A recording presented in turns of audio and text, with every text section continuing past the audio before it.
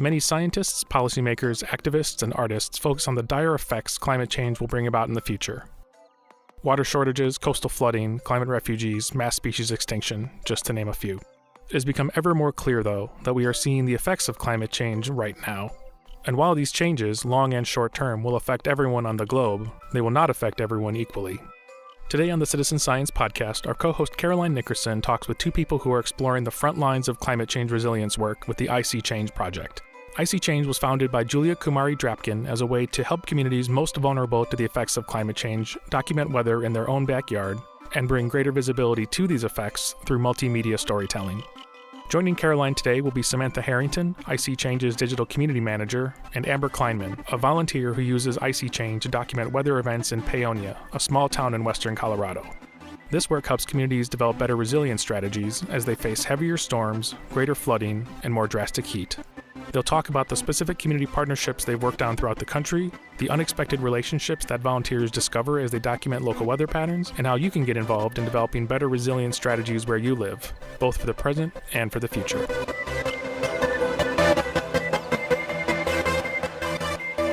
Samantha and Amber, thank you so much for being on today's podcast. I think we'll start with introductions.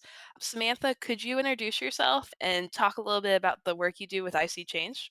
I started working at ISeeChange as a reporter, reporting on stories and questions and observations that the ISeeChange community had. As I worked more and more with ISeeChange, I started doing some of the community management work, which means I sort of do a little bit of everything. I make sure that anything that the community is posting is something that we note and sort of keep track of to see if it's a trend.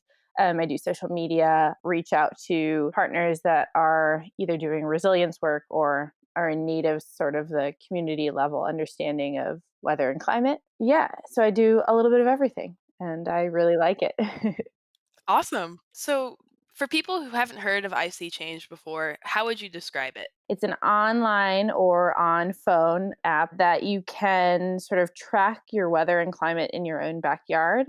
People use it for a lot of different things. So if you're looking for a kind of journal to log what is normal in weather and climate in your own backyard, if you're tracking flooding, if you're tracking like specific climate trends, drought, extreme heat, and more people are using it sort of as a way to identify places in need of resilience work, which I think as we talk about climate change and adaptation is something that more and more it's necessary to have like people on the ground and community members involved in that kind of work. We do all of those things. So how would you define resilience? The dictionary definition would mean just like strength or ability to withstand change, but how would you define resilience in terms of the work you do with ISeeChange?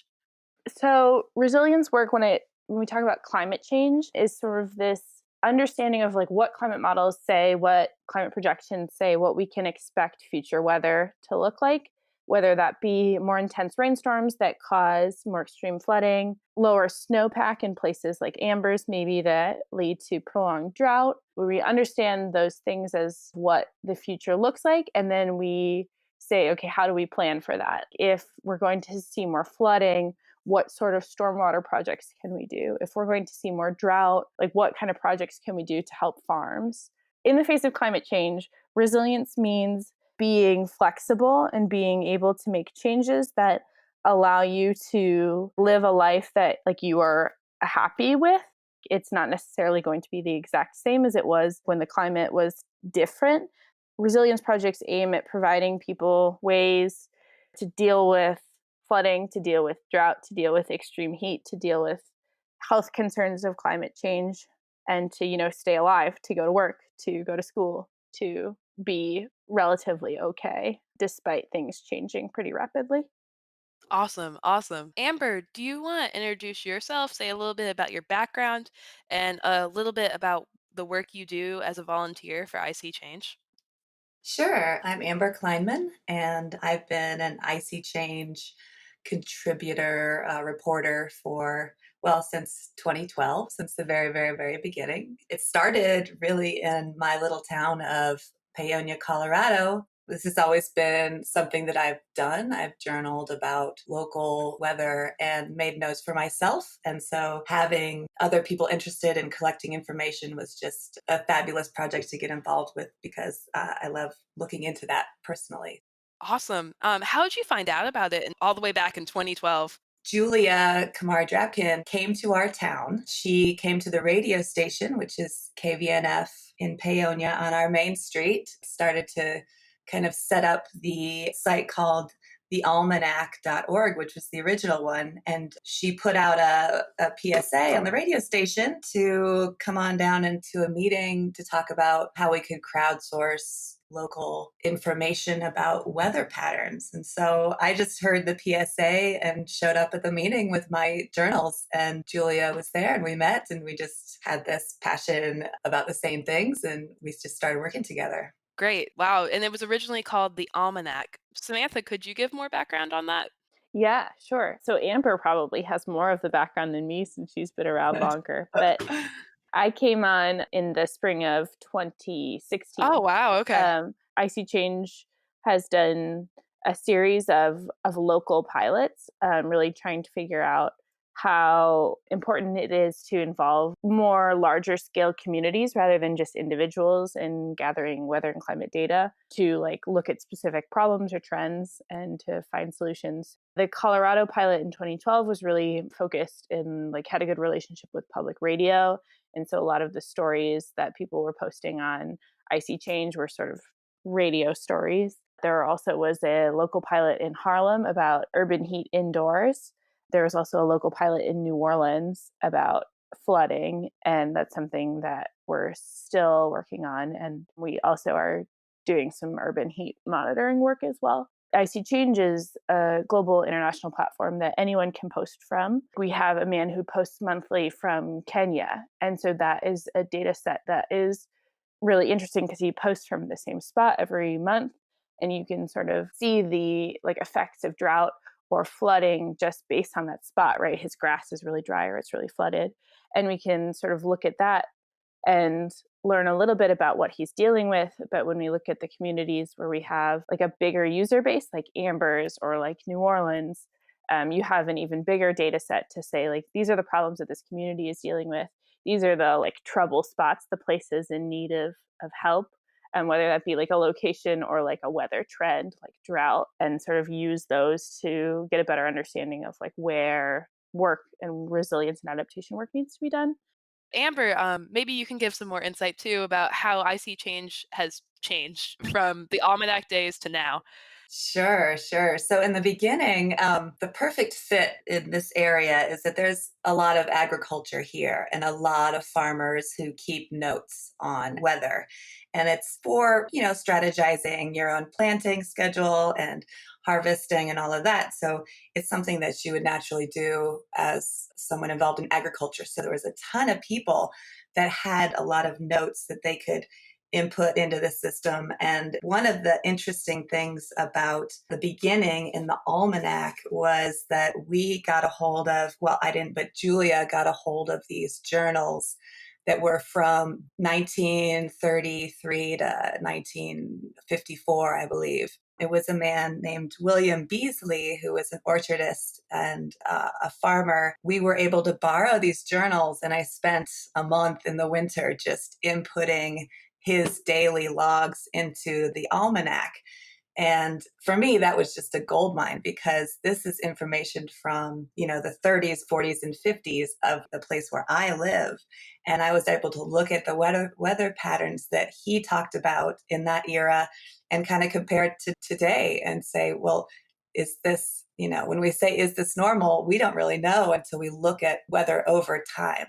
And so that was very valuable to me. It just totally had me hooked to have those journals and to be able to look at this area's weather. And so the way it's really changed is in the beginning, it was just ours, in the North Fork Valley. Like we had our own communication and we had reported in and took a lot of pictures, and it kind of focused just on our valley, and which was a great way to start. But it's definitely more valuable for the world as a global tool. But it was a good test run with a lot of people inputting information from the beginning, starting around here because of the agriculture.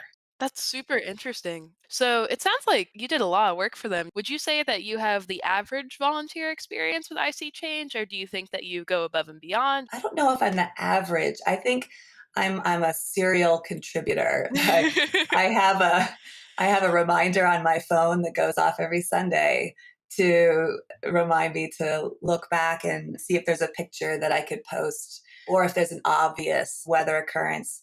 I immediately take pictures and then later we'll put it into ISeeChange. But because it's a phone app now, it used to be you had to go on, sit at your computer and put the photo on, and it took longer. Now I just go to my app, I click the picture, I do a little, blurb about what I think I see, and it's done in like 5 minutes. I try to contribute, a couple times a month, especially if there's something interesting. That's the first thing I do is I take a picture and I think about putting it on ISeeChange.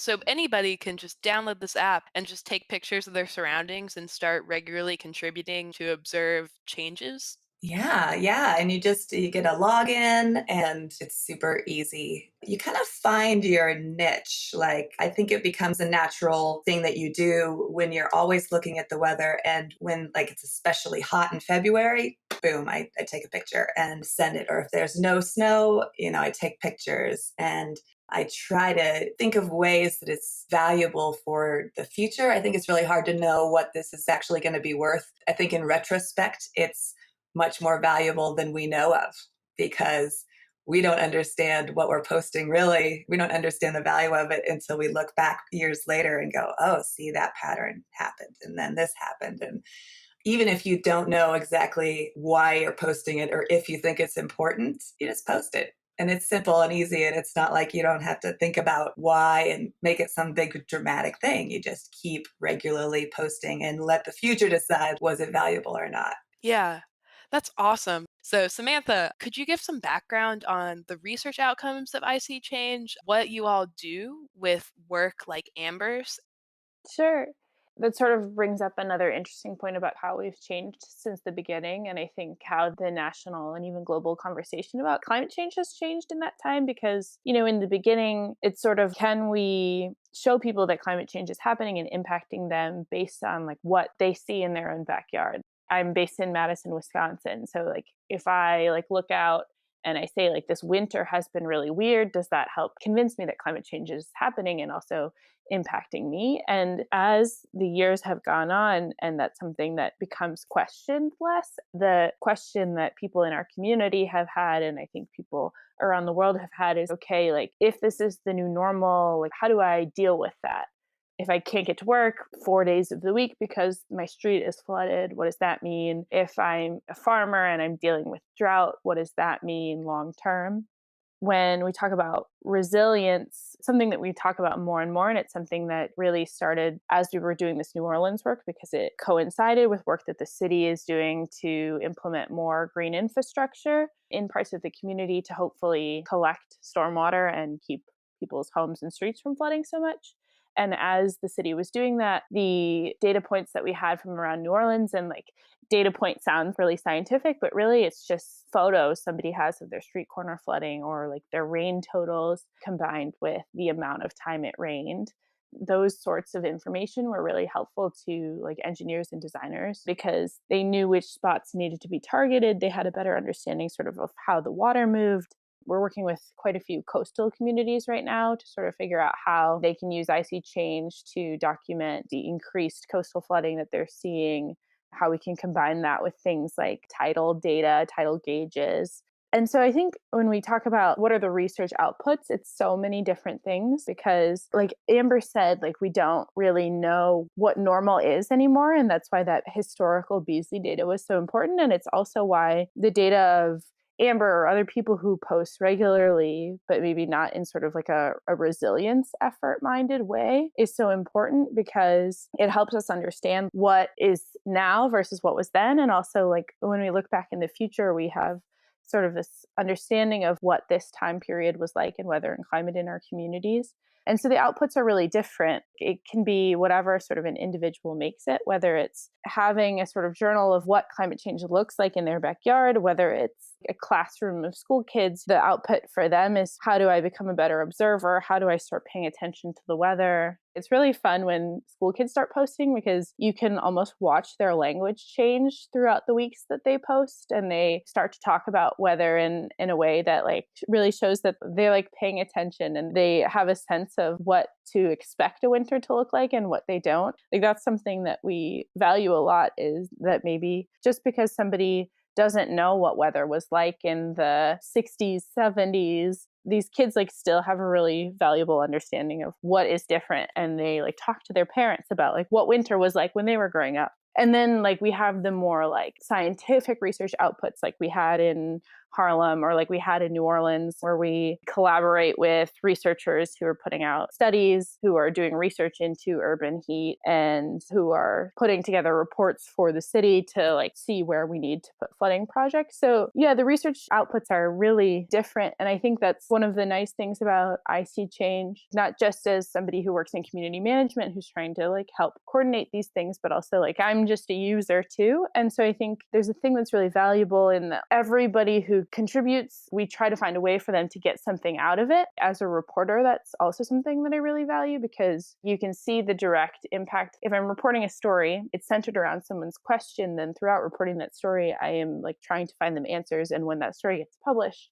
that I'm providing value to the community, whether value be like being part of a larger scientific study that maybe changes how we talk about urban heat or how we plan for flooding in the future, or whether that just means giving value to somebody to contextualize their backyard or helping them learn how to talk about weather.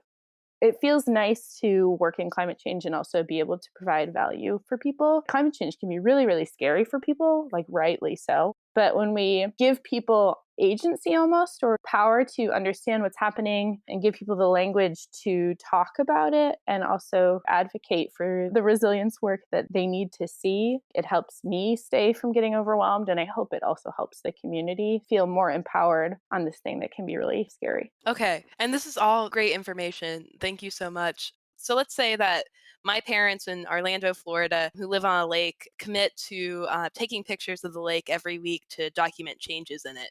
What would ISeeChange mean for them? What it would mean for them to begin doing this work? When I think about looking at how lakes change over time, and how they might change with climate change, is like ice over. So obviously you're never experiencing that in Orlando, but another climate trend that is something that's been seen more and more, and was something that we actually saw quite a few posts about on ISeeChange last year, was increased algae blooms.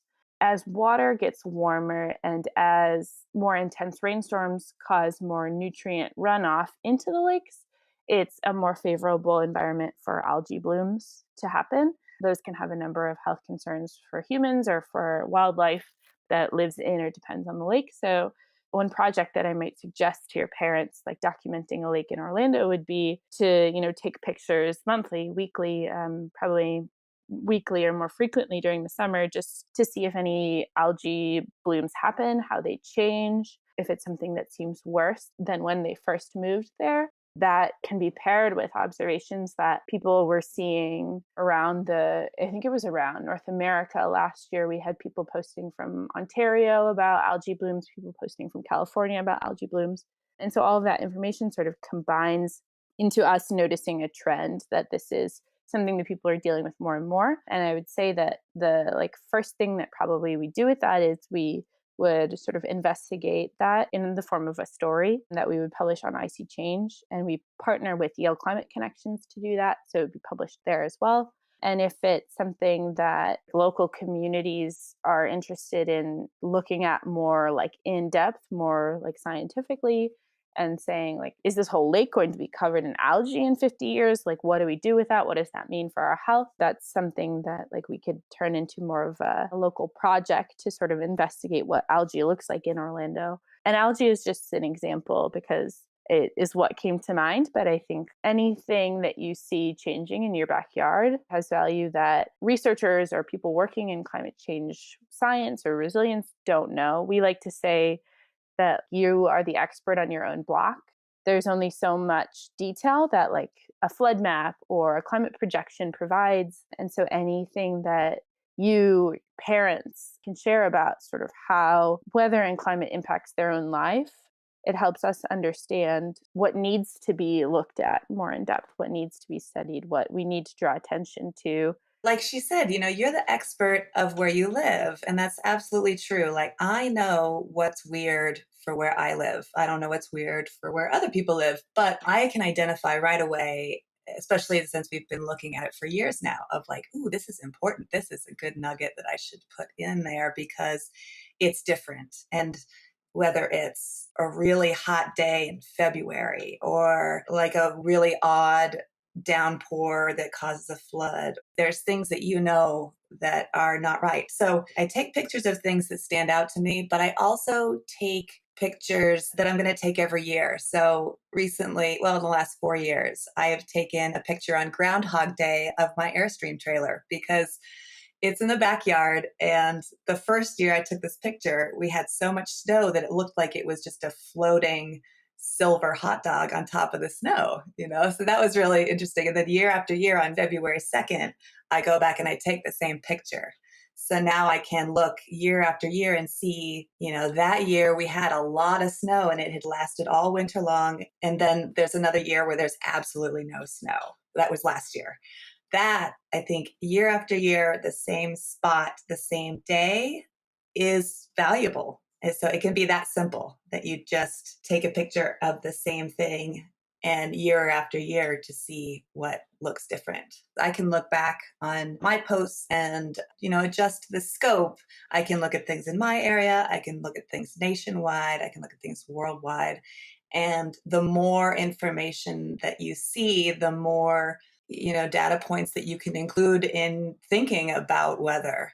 The posting isn't really an end in itself. It's more of just getting down so that other people can look at it as well.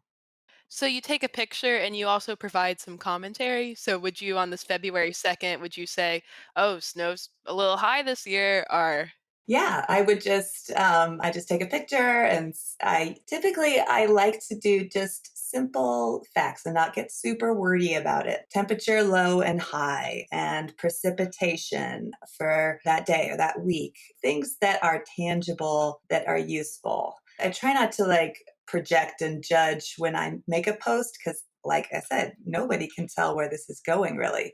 So I just make observations that I believe are factual. I take the picture, post it, I put in a couple lines about why I think this is interesting and post it. It's that simple. And then Samantha, on your end, so you mentioned that sometimes you all will write articles about commonalities you see across different areas grappling with the same ecological problems or climate problems. From the example of Amber's community, what type of work have you all done with the user base there? Are a lot of people who live in Amber's community on ISeeChange? Is it just Amber? What have you all done with that data? I'm super interested. Definitely. The really great thing about the general area where Amber lives is that there's a lot of good data from long-term data from 2012 on and even from historical records beyond that. When we talk about climate regions, we tend to group smaller communities with similar communities. So in addition to the records and the data we have and the posts that we have from Amber's community on ISeeChange, there also is quite a few people who post every year from Durango, Colorado, from other places that are dealing with similar things, questions about snowpack. And so, for example, last year, some of the ISeeChange community, who are researchers in their own right, were posting about a pretty significant lack of snow last winter. And so as the season went on and as we got into June, there was a pretty big, an unusually big wildfire outside of Durango. And so we did a story on wildfire and used all of the data that people had collected in ISeeChange posts from the winter to sort of talk about how winter precipitation plays into how dramatic a fire season might be. That's another thing that is useful. People on ISeeChange sometimes notice signals that there's going to be another problem down the line, right? So people in Colorado last winter were saying we're not getting enough snow. what does that mean for fire season? The same thing was happening actually in Southern California in the summer. People were saying all of the leaves on my trees have like turned really like crispy and brown and crunchy, or more trees are falling over than normal in windstorms. Those trees were showing signs of drought, which a few months later, there was major wildfires in the hills just northwest of there. So is another example of people being experts in their own community is like sometimes they notice signals of a bigger problem coming. More and more every year we try and pay attention to like what people are posting from Colorado in the winter. Like it seems like people are posting quite a bit more snow this year. So hopefully that means good things come June. That's another sort of way that people's posts can be useful is like paying attention to how the weather now impacts what natural disasters might pose problems in the future. I think that's the most recent example, I think. No, actually, that's not the most recent example of a story we did with some of Amber's posts. Amber noticed something really interesting last summer. It was something along the lines of your bees were active, but there wasn't as much in the hives. Yeah, that's right. So the drought over the winter had been observed. There was just no snow and winter never really came. And the bees were active all winter long. Like I took pictures of them in January flying. Like that doesn't happen here in Colorado. It shouldn't happen. Like they go dormant usually mid-December, and I don't see them until later in February. So that was weird. And then come to the end of the fall of that year, I go in to assess how they're doing to overwinter. And so they need to have, in our climate, they need to have 90 pounds of honey on the hive to survive the winter. So when I go through the hives, I make sure that they're full. And after having a super dry winter and then having a hot, dry summer, there was very little nectar for them to collect. So the hives were all very light going into winter. So that was something I hadn't thought of. The actual flowers were drier and there was less nectar for them to collect and bring home to make honey with. So that was another repercussion of the previous winter affecting the bees the following fall and their survivability for the next winter. Yeah, I saw that post on ISeeChange and I was like, that's really weird. I wonder if there's a story here. I filtered the ISeeChange feed to see what other people were talking about pollinators, and there are actually quite a few people in the like New England as well who are saying there is a ton of wildflowers, but there aren't many bees, or there are flowers and there are bees, but the bees like seem unusually active. I started reaching out to like scientists and researchers who were saying that actually, like, yes, flowers produce less nectar in drought because nectar is some proportion water. I can't remember exactly what it is. Pollinators were having to be more active to get the same amount of nectar, and for the most part, they weren't. And there's been actually a lot of research on that in Colorado with hummingbirds, because hummingbirds are an easier pollinator to track. It's hard to get a sense of like how many native bees are pollinating something because it's hard to track like little bees flying around. That's an example of sort of something that like we hadn't realized may be a more like increasing problem as places face more drought. And it brought up like a lot of questions about what does this mean for pollinators? If it's bad for pollinators, what does that mean for ecosystems? It's always really cool to see like what the community finds that like we weren't thinking about as like a major trend. And that was a really fun one last year for sure. So how many users are there on ISeeChange? Because it seems like you both work together pretty frequently to the extent where Samantha will check in on Amber's bees. Does the ISeeChange platform monitor all these posts? They find the commonalities. They try to produce articles about the commonalities and get in touch with researchers. I'm just wondering how many people are there on ISeeChange and how many such projects like the Bee Project come about?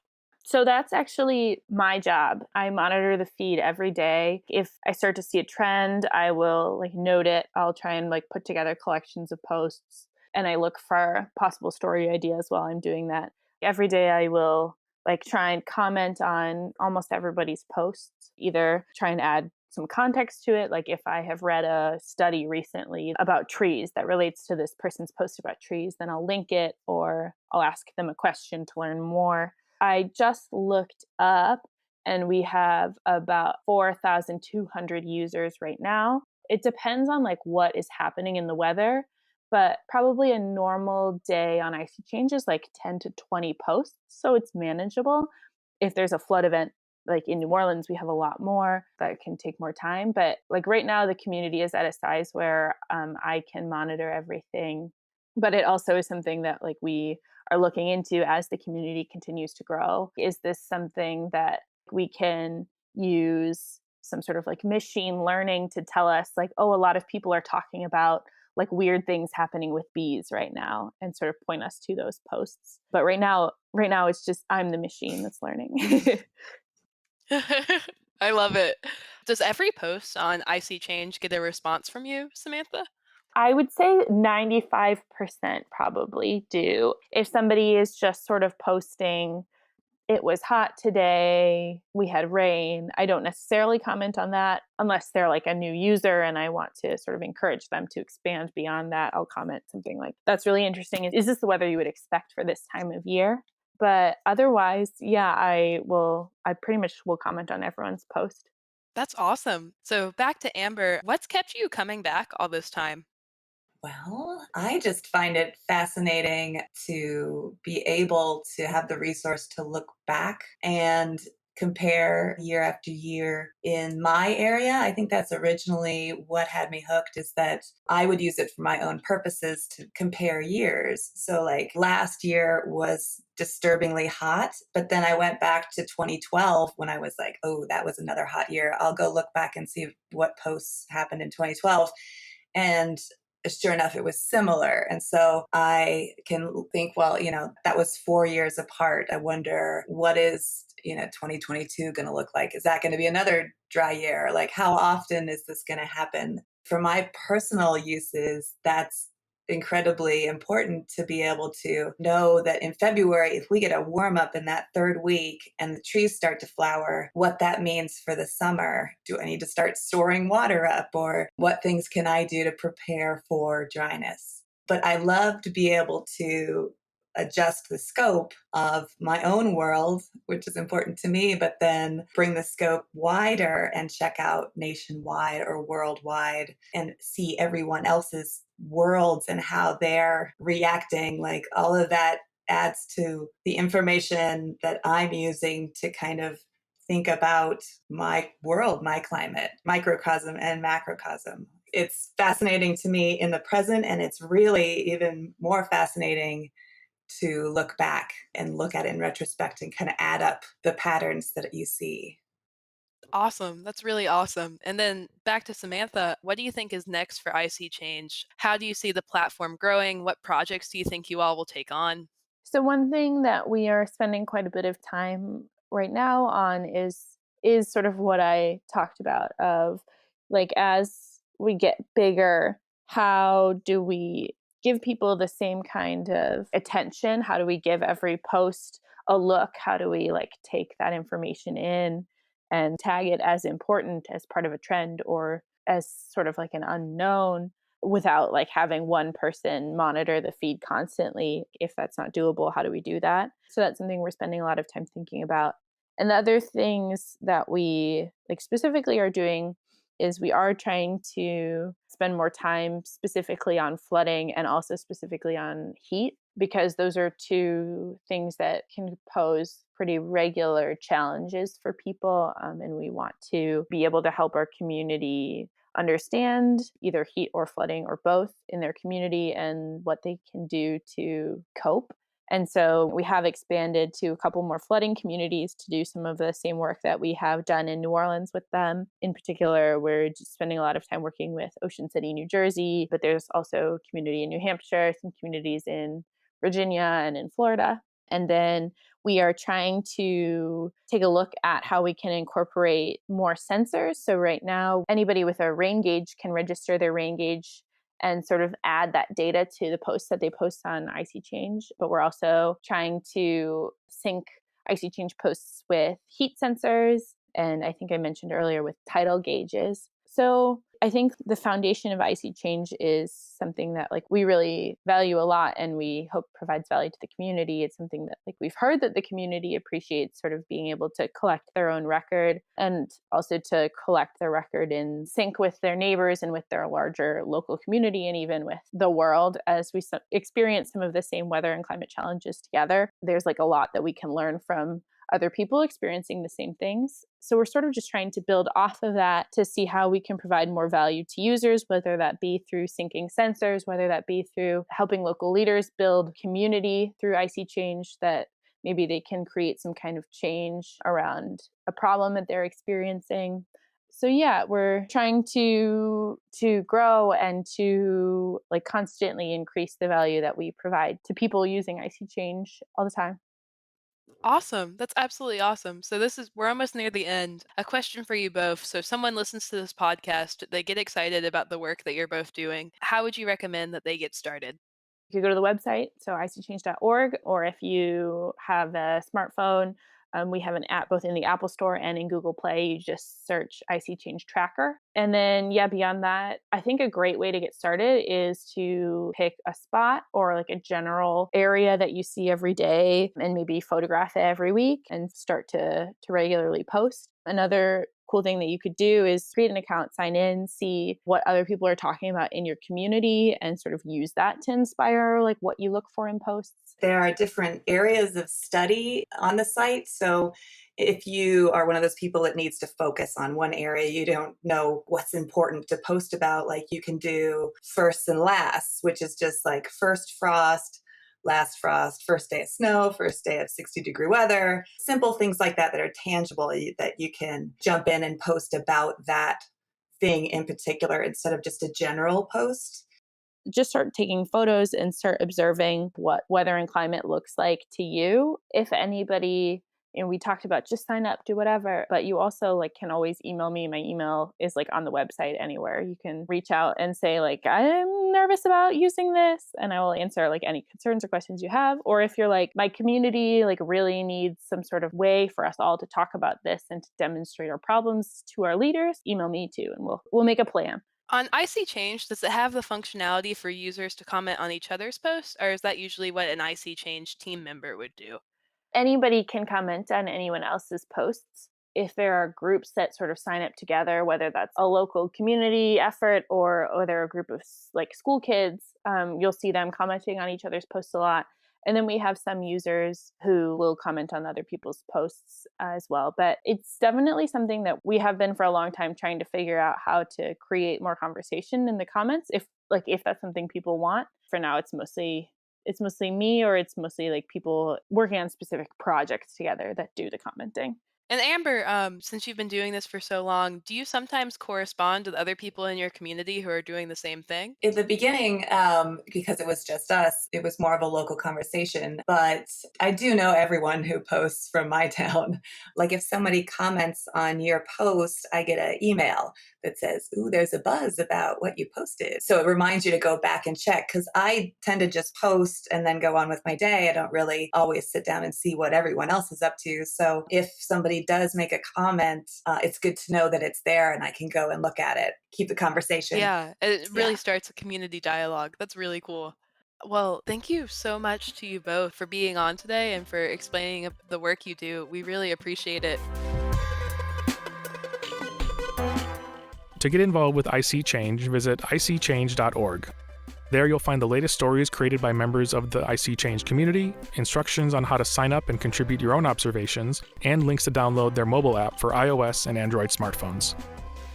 Citizen Science is produced by Justin Schell and Caroline Nickerson, in association with SciStarter. To learn more about our show, get a transcript of this episode, and listen to previous episodes, please visit SciStarter.org/podcast.